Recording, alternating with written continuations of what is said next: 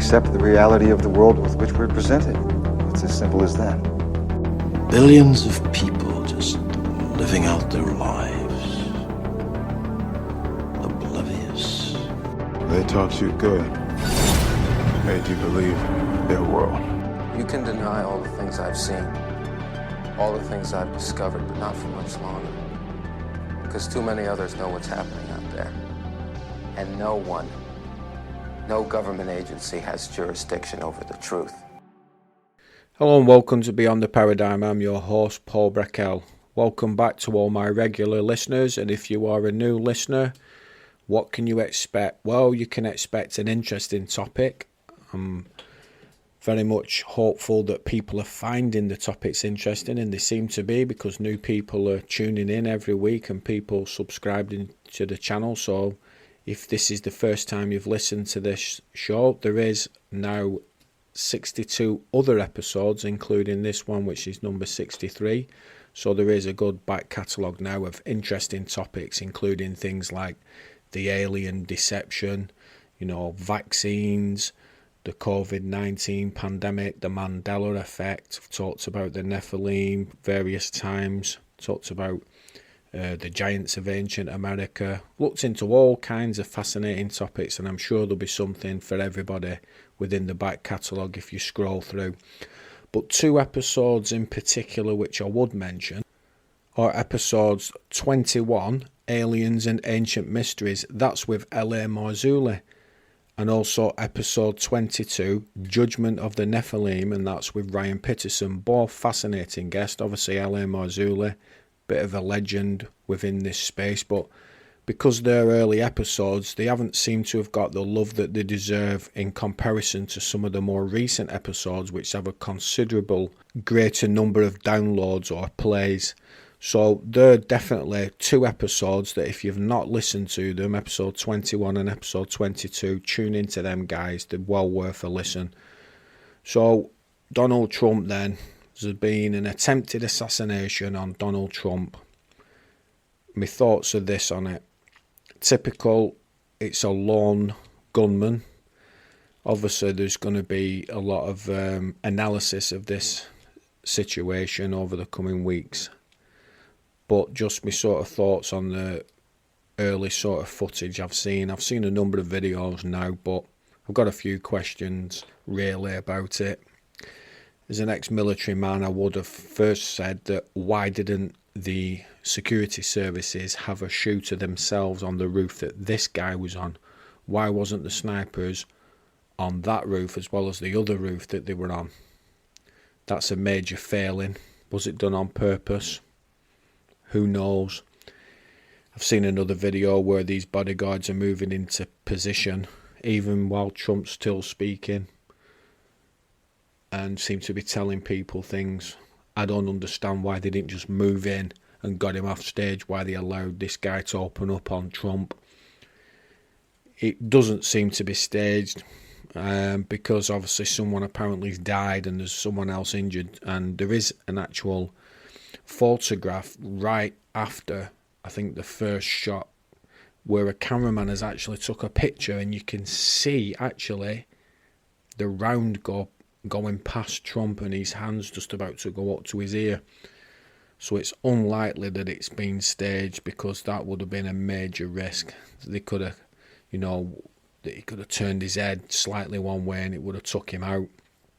So there's something sinister going on here, because this guy was allowed to climb up onto the roof. People were shouting to the police, they could see him. I've seen video footage where they're saying, look, he's crawling into position, and someone's zooming in on him and you can see this guy on the roof crawling into position, and apparently this sniper from the other side, the police officer, apparently had eyes on him for a number of minutes and didn't open up on him. Apparently they could see him with a rifle. One interview I seen with an eyewitness said, yeah, we could see him, he was crawling, he had a rifle. So it's not even like they could say, well, we thought he was a photographer so we couldn't just shoot him.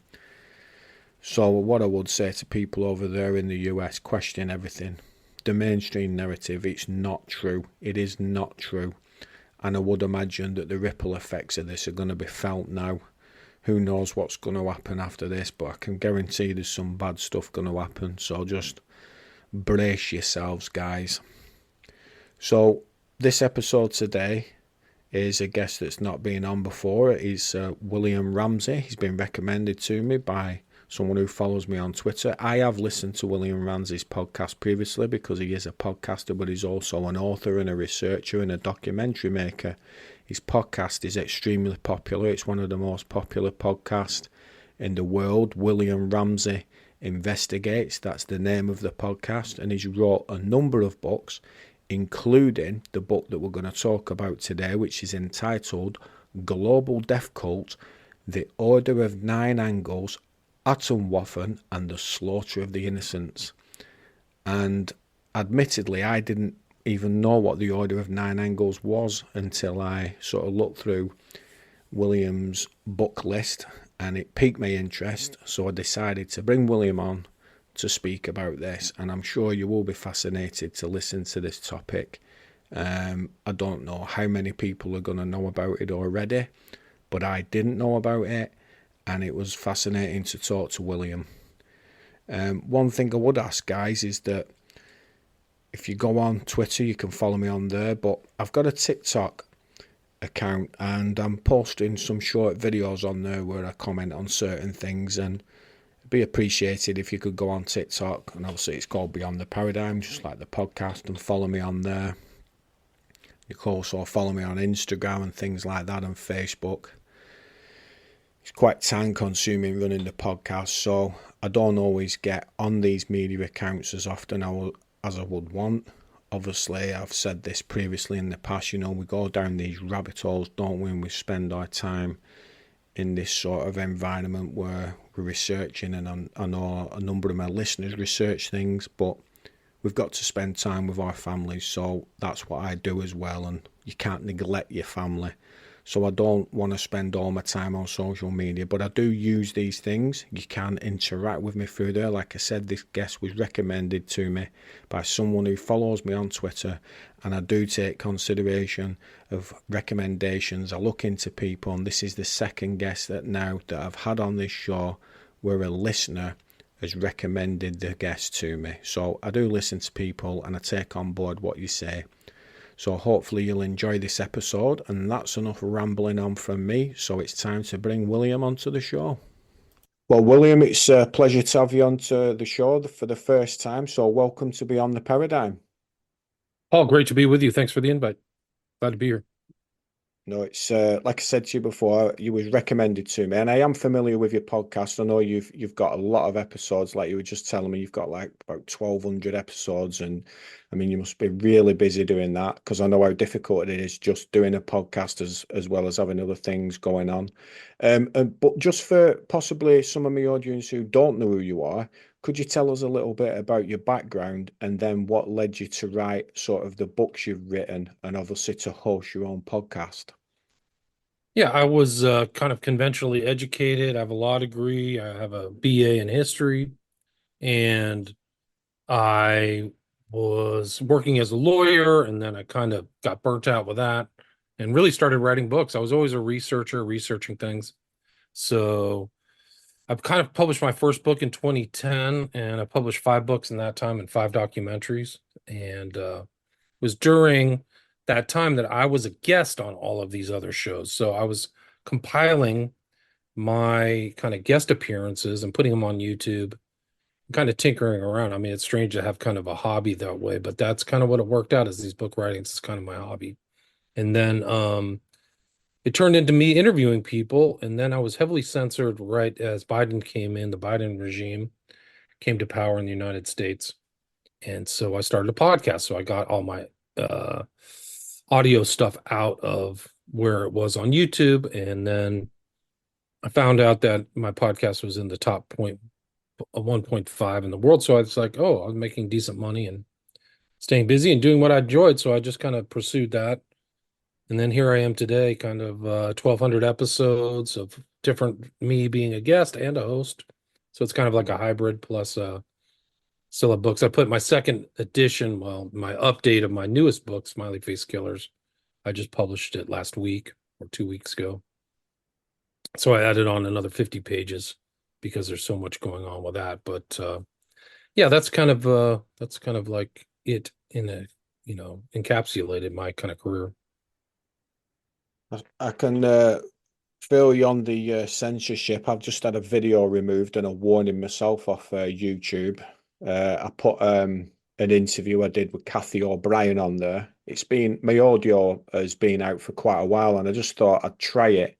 It's on Rumble, no problem, but YouTube, I think it lasted probably half an hour, and that was it. It was gone. So I've had a warning. So there's a like yourself. I mean, I've got the audio going on, and I do have a channel on YouTube and Rumble and BitChute, but there's stuff I've got. I just can't put it on YouTube, unfortunately. That's it's the world that we live in now.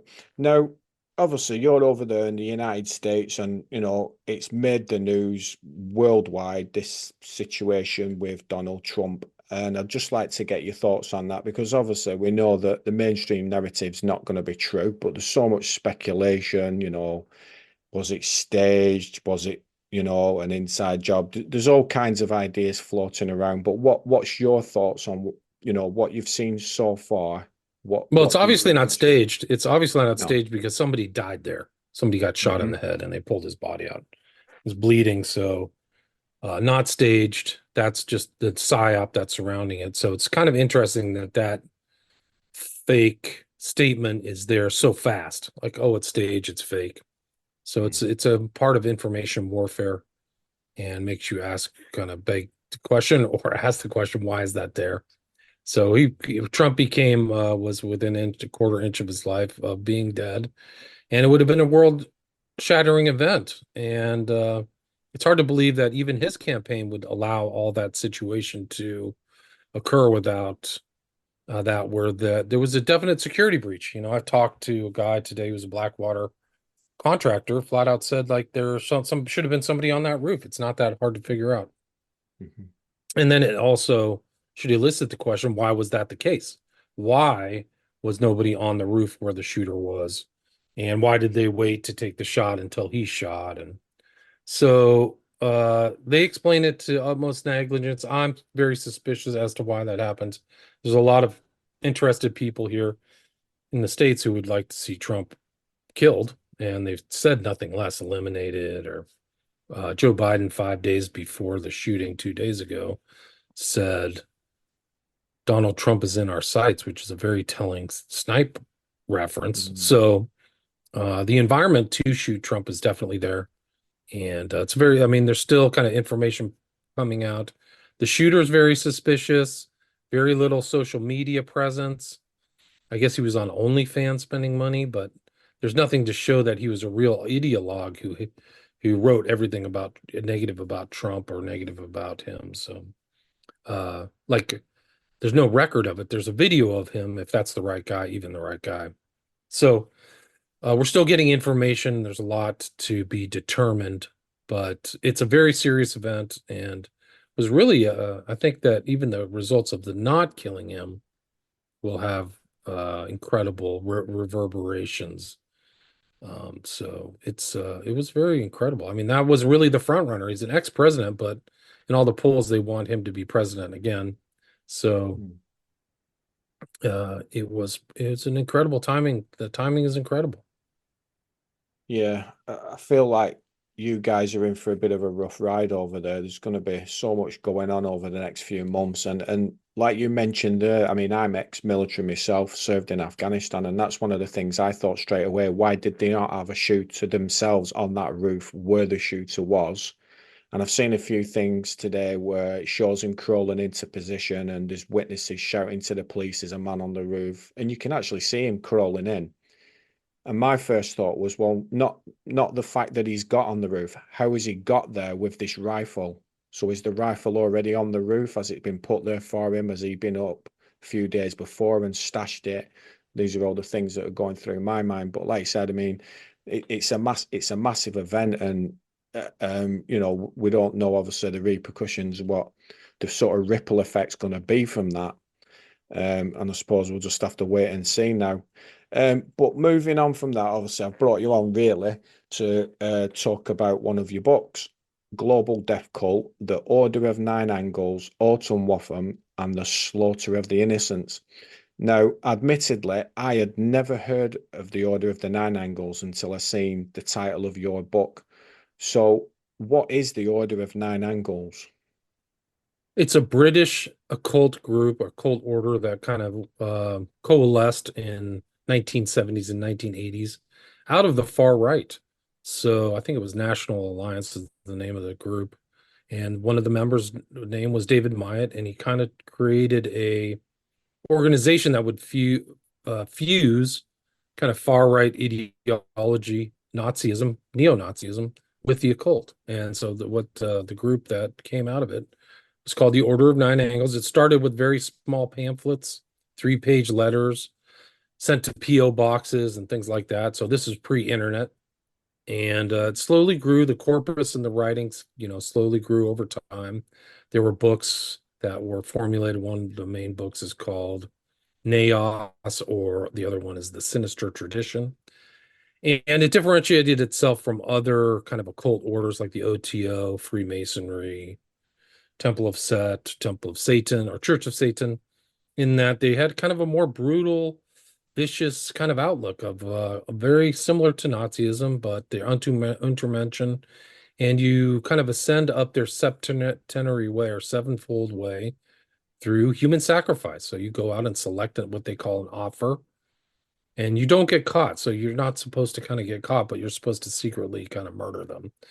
And it tied into my research with the Smiley Face Killer. So it's a very dark organization. It's metastasized with the advent of travel and the internet.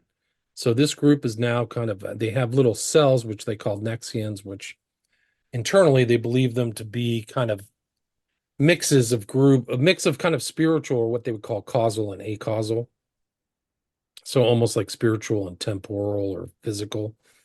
And they're all over the world. So these Nexions actually have been very active in Russia. They have had groups there doing these evil deeds. And you're basically trying to accelerate the breakdown of society so that really people like the Order of Nine Angles, or what they would call internally maybe Homo Galacticus, could come to power and create kind of this new neo-Nazi state, nothing less. And there's they call them Homo horribilis, and they're kind of like the kind of concept of, or mundanes, of the concept of Untermenschen is in the German, where they're just not equal to you and you can treat them as whatever you want. So that's kind of like the Order of Nine Angles in a nutshell, but it's really kind of changed. It's has now over 10,000 pages, believe it or not, in 2024, of its kind of internal literature. And more people are involved in it than we know. It's all very secretive. There's no membership list or anything really overt or obvious like that, but its ideas really do suffuse the world and have kind of suffused the culture. Like there's bands in the UK you might know of. Ed Sheeran's Bad Habits video and song is really based on O9A ideology. And there's another band called Bring Me the Horizon that has similar themes of the O9A. So it's not something and there's been a lot of deaths. When I wrote Global Death Cult, there had been deaths here in the States associated with Atomwaffen, which is kind of our version of our neo-Nazi group. And since I wrote the book in 2021, the person who was the head of Atomwaffen, his name was Russell. He actually got arrested by the federal police here in the United States for plotting to blow up the electrical grid of the city of Baltimore in Maryland. And the purpose was because Baltimore, Maryland is 60% African American. So it is an active group. There are things that are people who are associated, who commit crimes, who are arrested. And it's a real world kind of thing that grew up kind of out of, like I said, like these small journals and through the internet. Really, I think it's really disseminated through the world by the internet. So the founder, is he still active? Is he still alive, or? He's still alive. He's in his 80s, I believe, and he operates under different names. But apparently, he's on Twitter or X.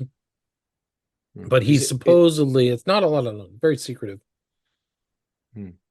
So is he from England, the founder, did you say? Yeah, absolutely. His name is David Myatt. He's actually lives in Shropshire, which is a Yeah. very kind of rural part of on the border of Wales, between England and Mm. Wales, Well, I was in and very Shropshire kind of today. rural. Oh, wow, small I world. do, Maybe you were yeah, I across him. actually, yeah, I'm from England, but I live in Wales, and I do travel quite a lot back with my job. So I was actually, yeah, I was over the border into Shropshire today, actually. So he's from there. Yeah, Interesting. but yeah. That's where So, the original kind of mailings of the original ONA documents came out of there, came out of like a PO box in one of these kind of your version of a kind of a post office in England, in the UK. wow. So what are the nine angles? Well, they have a symbol with these kind of nine angles, and it represents the planets, the seven planets, and kind of this portal to the other world. So when you draw a line between them, it becomes the order of nine angles. Okay. And what sort of global influence does this organization have, this cult? Like who else have they infiltrated? Are you infiltrating police, military? Well, that's a really good question. I mean, basically, they do have a global reach. Like I said, they have these Nexions all over Canada, Italy, all over these countries. I list a lot of them in my book, but there are some in Finland, Iceland, Australia. There's many in the United States, but they have had people committing crimes based upon their ideology. I think that's the most important thing. So the global reach and the main of the reason of the title is because of the global reach and what they're up to. But they've had crimes in the States. There was a guy in Canada who was arrested and jailed. His name was Willem Willem von Nudegem, and he went out and stabbed some random person, like a random criminal, and he had a complete kind of well manicured or well maintained ONA ritual temple in his apartment. And he would do the chants, and he had all their implements. They're really specific to the ONA, 098, excuse me. There was another one, Daniel Hussein, who was in from North London, and he had literature associated with the 098 and had these ideas, and he had made some blood pact in his blood to a demon called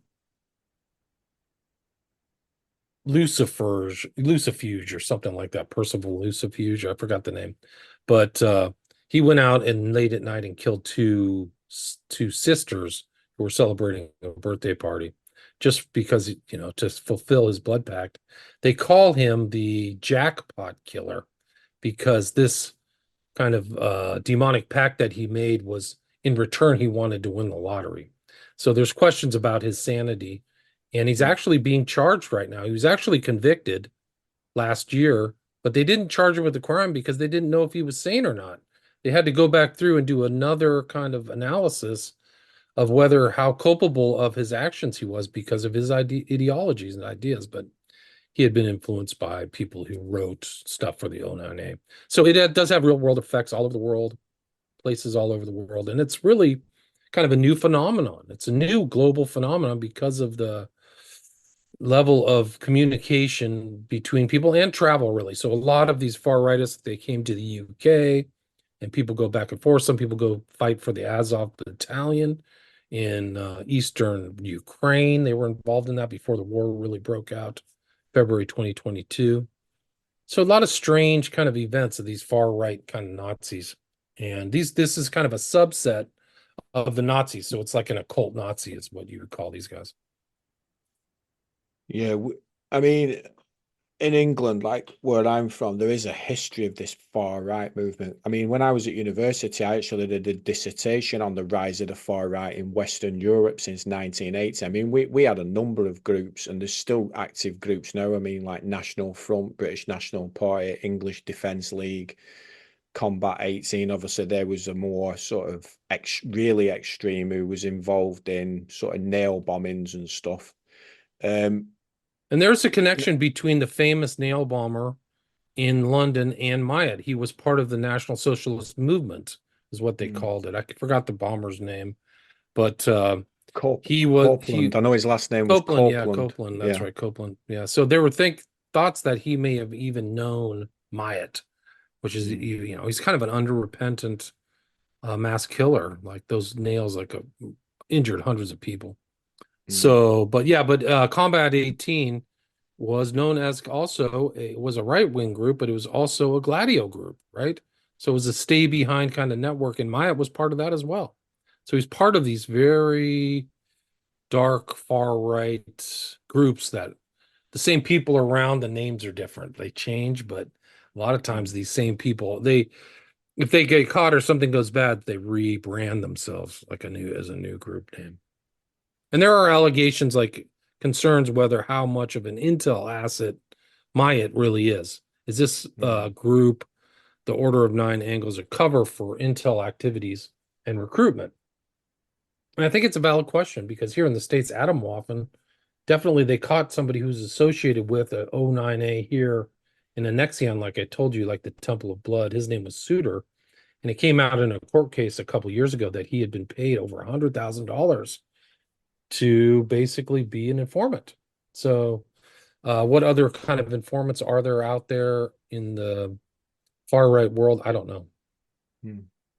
I was going to ask you that actually about the involvement of the intelligence agencies, because with things like this, I always suspect their involvement. I mean, are we talking CIA or are we talking multiple agencies, do you think? It's a good question, and there's not a lot of answers. At least I don't have those answers, but it's just the allegation. Like Combat 18 is definitely the Gladio networks were all supported by Intel, right? They were all meant to be anti-communist in case something went wrong. So those were all kind of Intel supported. And how many members of those were recruited or whatever? I don't know. So there hasn't been a lot of like obvious, a lot of the commit people who commit the crimes here in the States in the far right are young men. So it's not like they're groomed. They may be groomed by Intel people, but there's no evidence of that. Like they're not, if they are, they're not talking. So what's the main thrust of their ideology like? Do they have some kind, I know they don't have like an official manifesto, but do they have something like documentation where you can sort of, identify like the main thrust of what they believe and the aims, their actual aims, what they're up to, what they plan to do? They believe in aeonic change. So Hitler himself talked about 1,000-year Reich, right? So it's an aeon. It's not like I want to survive for a century or something like that. The Order of Nine Angles has the same kind of idea. Aeonic change, long-term change. They want cultural change. They want political change. And then if you look at through their corpus of their texts that they've acquired, written over the last 40 years, you just see the same kind of things. The definition, the mundanes, they have a concept called the insight roles, where you join other organization and learn from them. So a lot of these guys will join the military, National Guard, something like that, so they can learn how to use weapons. They are above the law. They believe that the law doesn't apply to them. They believe in dark gods, so they believe in kind of a spiritual universe and that you can be possessed by these dark gods. So they have this occult kind of view. They have a oral tradition. They're definitely anti-Christian. Like they're definitely what they would call anti-Nazarene. So that includes kind of Jews as well. So there you can kind of get a trace of their ideology just by reading kind of their manuscripts. But I think leading back to everything and something that Myatt wrote, and I think is still true, is their idea to human sacrifice, their belief in murder, and so I think this is a quote from Myatt. If there's one thing which expresses the essence of the satanic ethos, it is the culling. If there's one way to detect pseudo-Satanists, it is their attitude to culling. So he uses that to differentiate between what an authentic Satanist is and what is an inauthentic Satanist.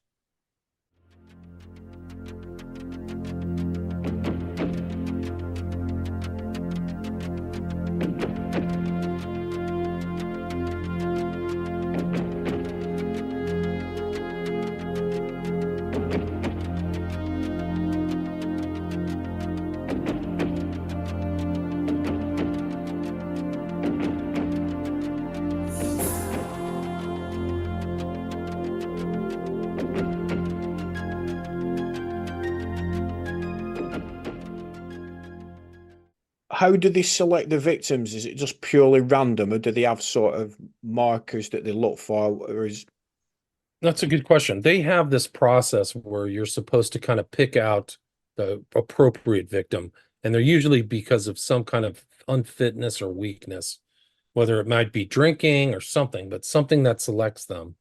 And so a lot of times they write these self-selected. So I have this section, chapter 4, in the concepts of the Order of Nine Angles.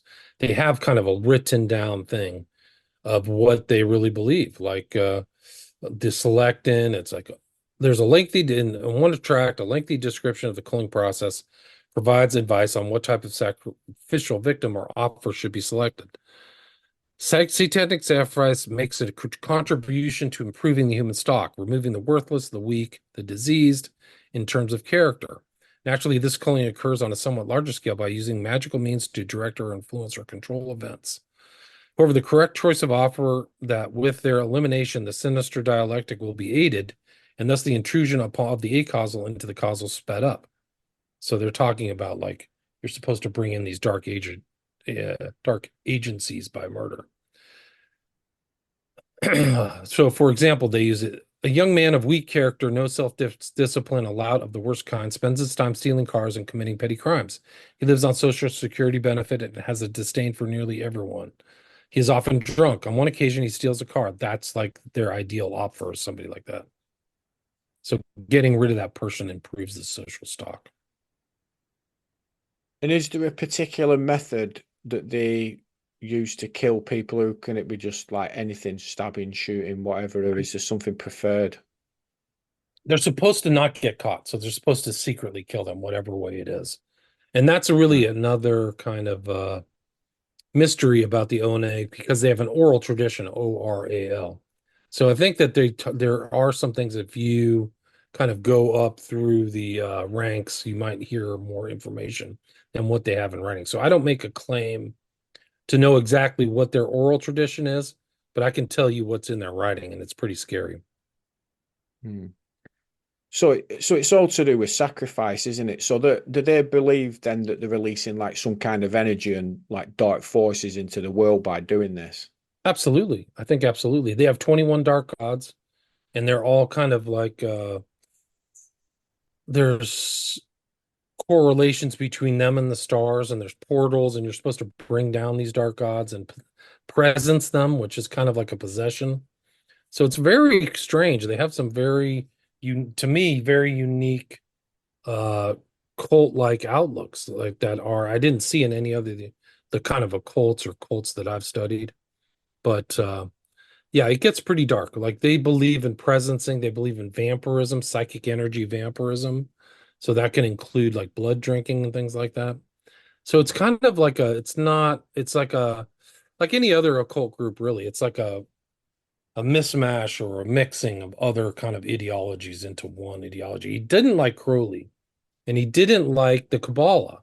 So Maya kind of made it, he turned it, the Order of Nine Angles into kind of a real proto, not Aryan, but I would call proto-British ideals or Druidic ideas, really.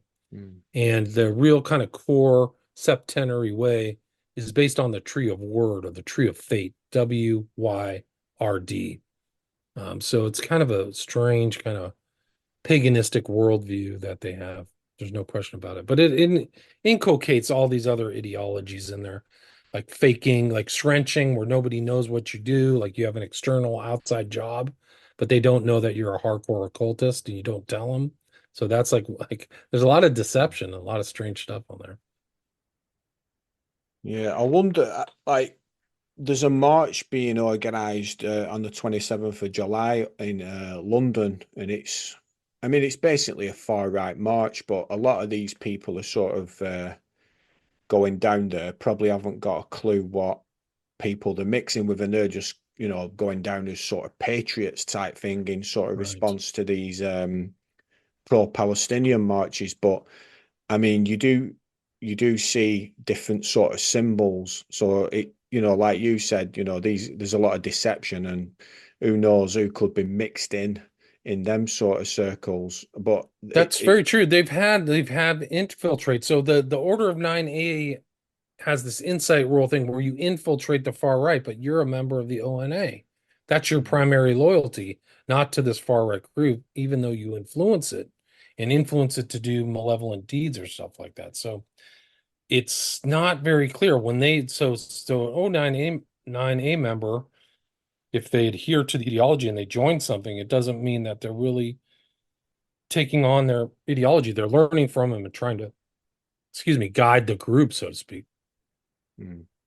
Yeah, because it's again, I mean, it's causing division, isn't it? It's just another sort of way of causing division between Chaos, you. acceleration, exactly. And it's interesting you say that because one of the odder thing, a very odd, strange group, it's hard to understand their concepts, but one of the things people didn't understand is why the founder Myatt became a very radical Muslim, right?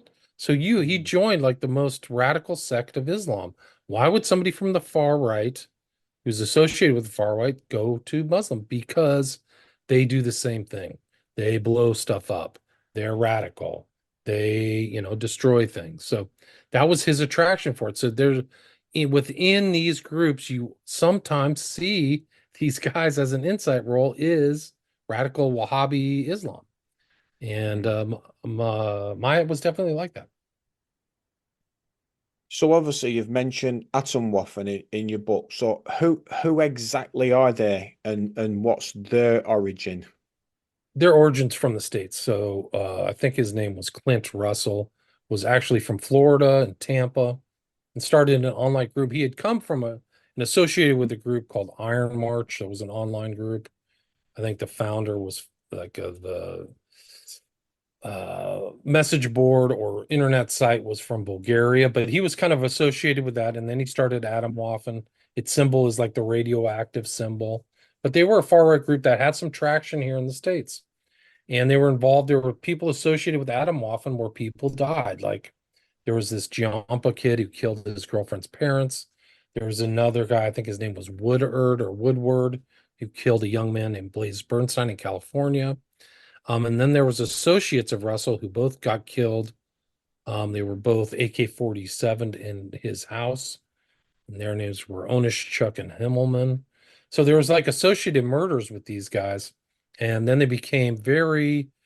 The federal government keyed into them, and they were a lot of them got arrested very recently with long jail sentences. So Atomwaffen, they say, has dropped off and isn't as much of an effective far right group as it used to be because a lot of the guys went to jail. And I think that's the case. I think that's true. But they were good for some very dark stuff, and they became associated with even earlier Nazis here in the States, of which there were some. There was a guy by the name of Norman Lincoln Rockwell who was shot in Northern Virginia, and one of his associates was named Mason, who wrote a book. Really, it was a grouping of different letters, kind of like how the ONA got compiled was a grouping of smaller letters. But he got a book called Siege, and so all of these Atomwaffen members read Siege and the ideas in Siege, which is really kind of a race tract, like we're the white race, the power's in the blood, all that kind of stuff. But yeah, so Atomwaffen kind of has a kind of new legacy. They were involved in a lot of swatting campaigns. They engaged in the largest swatting campaign in US history, which means like you call the cops and say that an address a crime is taking place with the intent that the cops kind of show up with guns and break in. They actually swatted the head of the Department of Homeland Security here in the United States. So they were very ambitious. And one of the interesting turns that they took is taking interest in Charles Manson. They liked Charles Manson's ideas. He had this Atwa idea, which is almost kind of neo-paganism, where it's kind of like Gaia worship or worship of the earth. And they took a liking to him, and Mason and Manson became friends. It's like a very strange connection. And there's pictures of Atomwaffen. They went out to Manson believed that there was a crack in the desert that led to the underworld, and he told his followers about that. And now there's a picture of the Atomwaffen guys at that same hole into the other world, which is really strange. So Atomwaffen's taken weird permutations. There's a lot of deaths that we know of. We don't, some of the other ones we don't know of, but they actually spawned kind of off shoots all over the world, and they were kind of popping up. So in the UK, they had this group called Sonnenkrieg. They had Führerkrieg, and they're prescribed. Like I think they're prescribed in Australia, which means that if you join that group, you get a automatic 10-year jail sentence. So and it's kind of morphed. Actually, they've morphed out. O9A has morphed and Atomwaffen into kind of newer groups. So newer groups with newer titles. And there's a very strong, in these newer groups, a very strong strain of what they, basically child predation or child abuse. And like CSAM material is kind of a new word for child sex abuse materials. And these groups are kind of 764 and other names. There's other weird names, but they are online predators who find and blackmail young kids and get them to either hurt themselves or engage in horrible stuff. And there's a lot of sexual abuse of kids under the age of 16. So these are very young kids. And these are recent cases. And I did a show on the 764. And there's other cases like Angel Almeida here in New York City. And there's been cases, I think, in the UK of these kind of people, like very twisted desire to like abuse kids, I think boys and girls, and promote and disseminate this, what they call CSAM, kiddie porn, child sex abuse material. Yeah, I read a little bit about the Order of Nine Angles and a little bit about Atomwaffen before obviously speaking to you. And then basically this website I was reading summed it up that basically they're an organization for pedophiles who worship Satan, practice black magic, and embrace extreme right-wing neo-Nazi ideologies. Would that sum it up? I think that's the more recent one. I think there is a correlation between child abuse, but I think at the original, I think that because they're above the law, that happens. But my sense is that the real kind of pedophilia, child abuse is a more recent aspect of them because it's not in their writings. It's not in their original writings. Like their original writings are all about Satanism and comparing themselves with like the Church of Set. So I think that that's a lens of looking at the ONA through a modern kind of expression of the ideology, which is correct, but it doesn't go back into the original documents. It's really not there, this whole thing. So it's some kind of new thing. I think that grew up with the availability of porn and the internet and video cameras and all this stuff. But there's some really harrowing, horrible documentaries and videos about these girls and stuff who get abused, and they mark themselves, so they like brand themselves sometimes, and that was their job. There was one kid in Texas who got busted. I think he got a really long sentence. I can't remember his name offhand. All he did all day was abuse kids online. Like that was like his reason for existence. He would spend 8 and 10 hours, cajoling kids. They would show up on like message boards in a very and this is a a warning to all parents. They would show up on very benign areas. Oh, hi, Joe, Jane, my name is Tom. And one of those guys from Canada was actually an adult. Like he wasn't a kid. He was like in his 30s. But like, hey, okay, blah, blah, blah. Oh, I really like you, blah. Do you want to come over to this site? So then they would lead him to a site. It's almost like grooming, with what they call it in the States. They would groom the kids, and then it get darker and darker, and the control would get really dark. And then these very dark actors would share the stuff with each other. So it was like a competition. Like how can you find the biggest victim and stuff like that?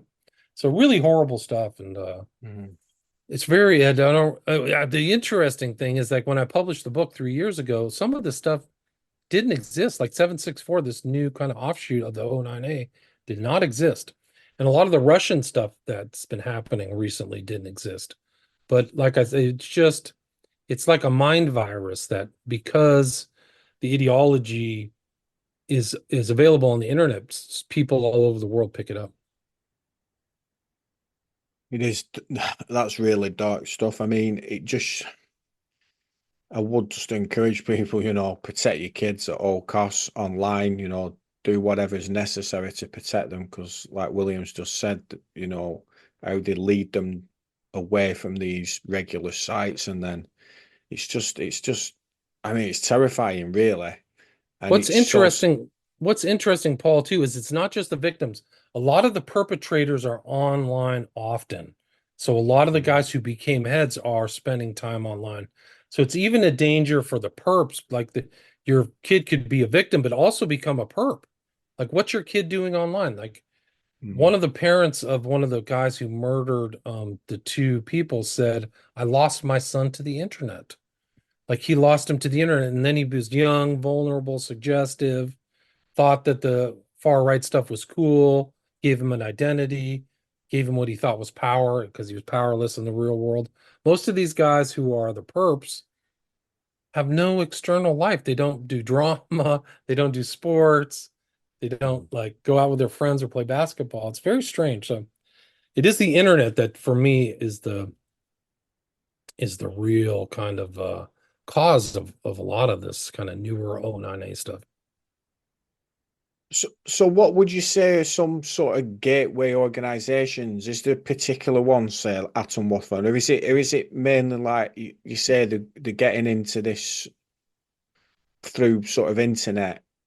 Is I that the think it's main way? internet. I think it's like benign and make contacts. They're younger, so they make contacts with older people, and then the older people encourage them on to like you know, doing dastardly evil stuffs. But I think it's mainly online. Like, I think that they probably are on right thinking, right? So they think kind of like a thing, and then they reach in and somebody else takes them even darker.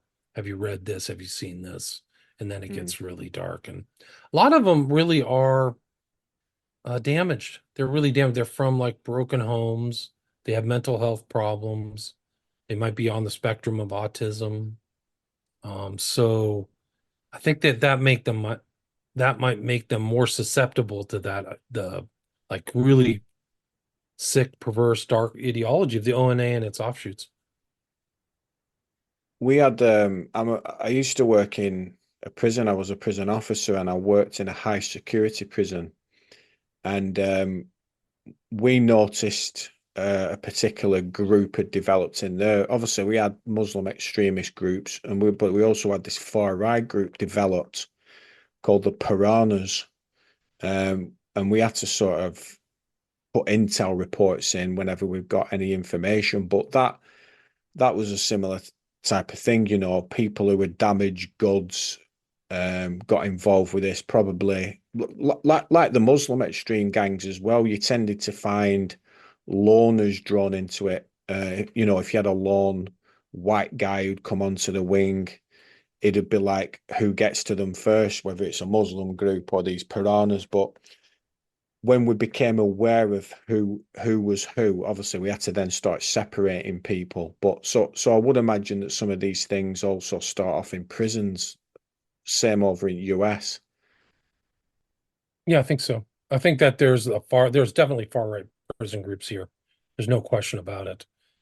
But yeah, it's kind of it's not obvious. Like, I think that at least in the US prison system, my understanding is that it's very broken down by race. Like, you hang out with your race and that's it.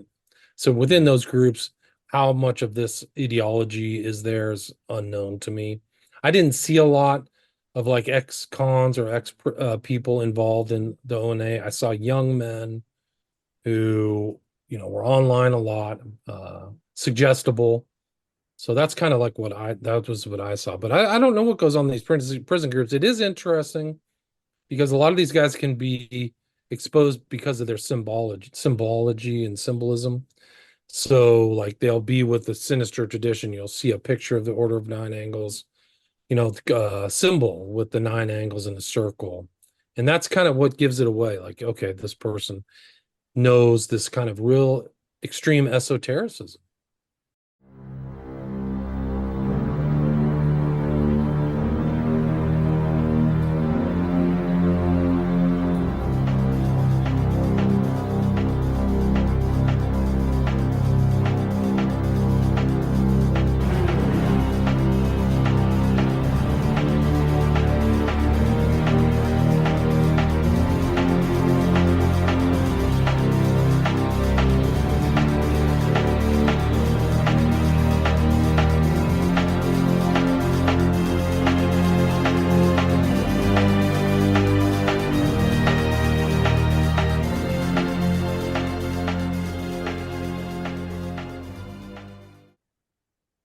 you mentioned like symbology to do with Ed Sheeran, his video "Bad Habits." Could you sort of talk us through that?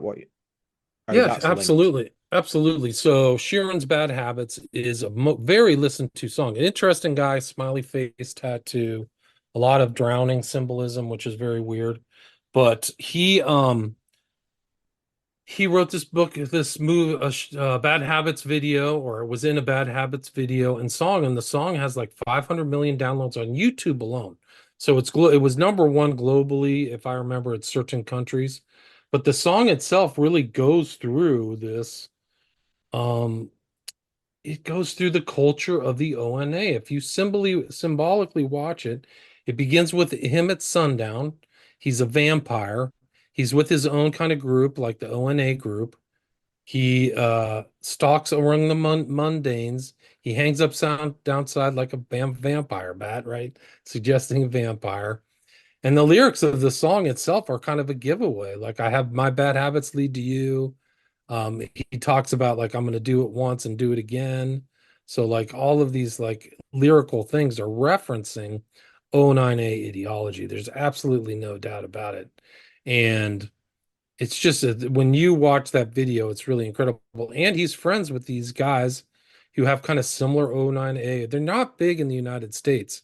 It's the Bring Me the Horizon, which may be an O9A reference because the horizon is what pops up at the end of the night, right?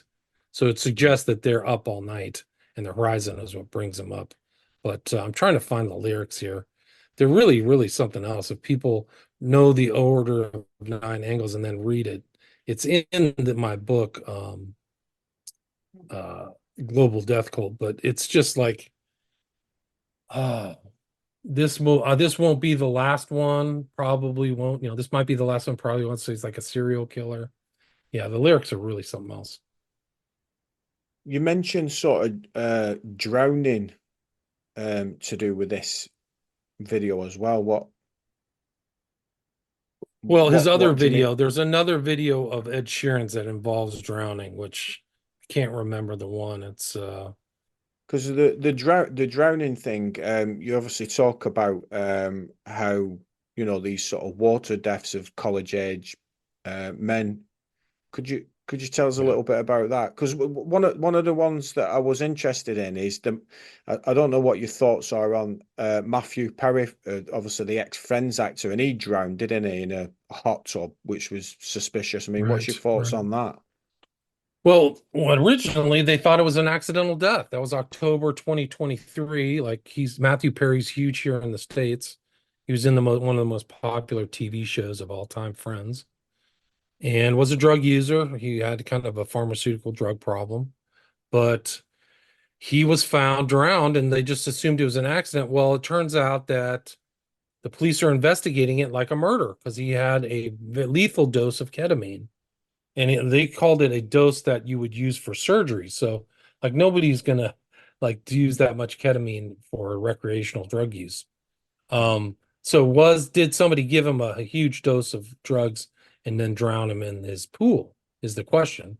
One of the odd things about that Matthew Perry death is that on his X or Twitter handle, he had a smiley face, right? And this whole smiley face killings is a very strange set of deaths that's happening. And it's got its name because people would be found in water dead and there'd be a smiley face next to him. So it became known as the smiley face killings.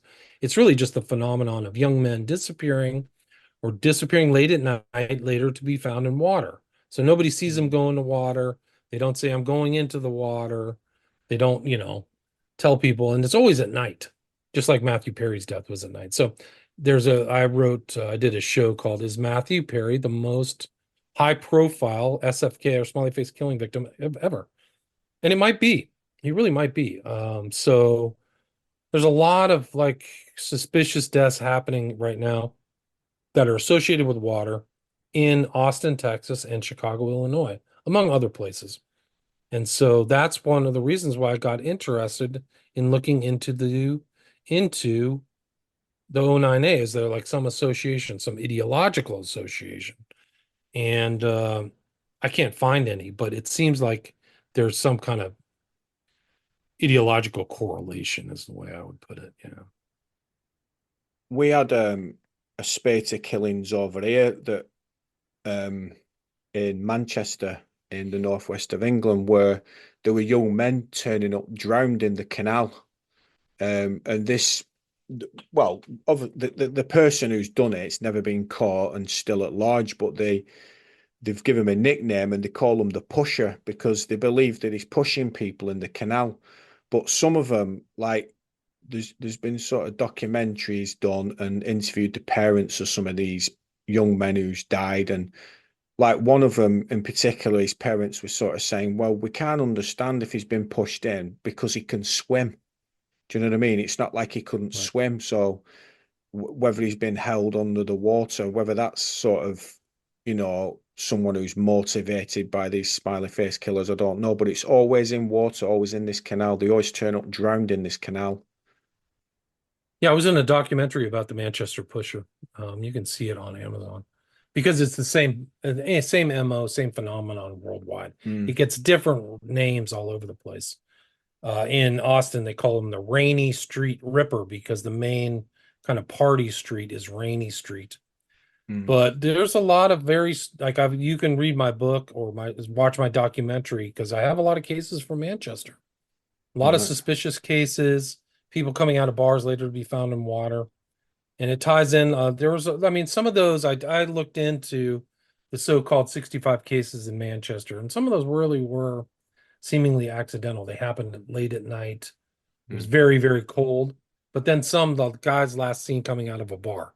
So there's a disappearance between coming out of a bar and ending up in water, and nobody sees them. Those are classic smiley face killings because in another drowning, people would be like, "Oh, I saw him go into the water, at 3 o'clock, or we went swimming together. He didn't come out."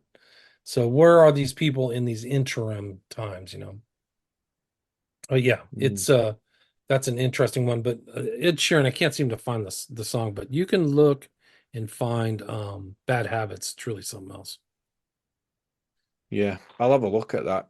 Because obviously, I mean, symbology within sort of Hollywood and music industry and everything's really big, isn't it? Yeah. You see sort of different entertainers who were small time, then the next news, the stratospheric, they've got global, fan base, and then you watch the videos and you realize why, because the videos have got sort of satanic imagery and things like that. Yeah, and Ed Sheeran has a very strange yellow smiley face on tattoo, and you can see that, and it's the same kind of yellow smiley face that Matthew Perry was holding on to. I think the Bad Habits, since I last looked at it, the Bad Habits music video is up to 617 million. So I misspoke. It's way past 500. Yeah, it's something like that. I'm trying to find the other song that he was in that he has like smiley faces. So it's just kind of pattern recognition and things like that. But yeah, he something else. Well, it's a fascinating topic, dark topic, but people are interested in this type of stuff. I mean, I know that that the Pusher, you said you've done documentary on that. I know people who'd be definitely interested, and I'll be recommending it to them. Because obviously that's a thing. People used to talk about it, like, who is this guy? And because there was sort of people saying that his modus operandi was the fact that he would be killing gay men. That was one of the things. It's not known to be a fact, but they suspected that possibly that might have been a sort of target group of his. Can't be sort of verified completely because we don't know each one of his victims or whatever. We don't know who his victims are. Like you said, some could have been accidental. Yeah, the Manchester Pusher. Yeah, check that out. Let me see if I can find it. It's on Amazon. I don't know there's actually a book that's come out in the interim. Oh, it's on Curiosity. It's called The Manchester Pusher. I'm in that. The author is Gary Jay. Okay. So you can check that out. Well, definitely going to take a look at that, William. It's been really fascinating talking to you. Like I said, I mean, I didn't know really anything about the Order of Nine Angles. So when I was looking through your books, obviously you've got a number of books. That was one that sort of I thought, well, I need to speak about speak to you about this. I had listened to a podcast where you talked about it, but I'm certain that probably quite a few of my listeners might not have heard of it also. So, I mean, this is, like yourself, it's getting the information out there about these things. We live in a dark world, and that's part of the reason for this podcast is sort of exposing the darkness. And that's all we can sort of do, really. Just keep getting the information out there. So just before we sort of bring this to a close, could you tell people about, a little bit about other work you're doing right now and just mention some of your other books and where they can get them? Sure. Like I just updated my Smiley Face Killers book. It's the most recent information, 2024, July. You can find that. There's an audio book, a Kindle, and a paperback. You can just find that at Amazon or my website. It's a lot harder for me to send it all the way to the UK. It's another $25 or something like that. But you can order signed copies. And then Global Death Cult, I wrote it in 2021. I would need to re-update it. It's hard to believe because so much has happened in the last 3 years. But it's a good primer on the ONA because I went through a lot of that literature and read a lot of that stuff. So it'll give you people like a head start or a speed up to see what the far right. If you're not in the far right, you can kind of see that these guys are operating transnationally, and their ideas are operating transnationally. And I also did a book on Children of the Beast, Aleister Crowley's influence over humanity. I did a criminal case here in the U.S. on the West Memphis Three. I published that in 2012, and then I wrote another one about Aleister Crowley in 2010. And you can see my 5 documentaries on my Patreon. You can just go to my Patreon and pay $5 and just watch them at your leisure. And then, like, I have my kind of an investigative journalist podcast. It's in the top 0.5% in the world. So it's the top 30,000 podcasts in the world. And it's on a variety of different subjects. It's not all true crime, but I do a lot of books and current events. Like I just did 2 shows today about the Trump attempted assassination. So I try to keep up on things, keep people informed, and try to give something that's kind of evergreen. So you can some of these old shows are still current. Important topics like George Orwell or William Blake or something like that. A lot of UK figures, English speaking world or something like that. So that's pretty much it. Well, thanks for your time tonight, William. If you just stay on for 1 minute before we shut this down. But guys, I would recommend William's podcast. He's got a lot of episodes on there. So there's a big back catalogue. Like he said, multiple topics. I'm sure there'll be something there for everybody to listen to. And that's what I like. I like variety on here as well. And it seems, that people obviously like variety. Like William said, it's a popular podcast and it's well worth a listen to. And I'd recommend you get his books as well. So thanks for your time today, William. It's been eye-opening. Like I said, I didn't know really anything about the Order of the Nine Angles or Atom Waffen. So, it's a pleasure to talk to you. You've done a lot of research. I'll be back next week, guys, with a new guest. I'm Paul, and this is Beyond the Paradigm. Am I crazy? We don't use that word in here.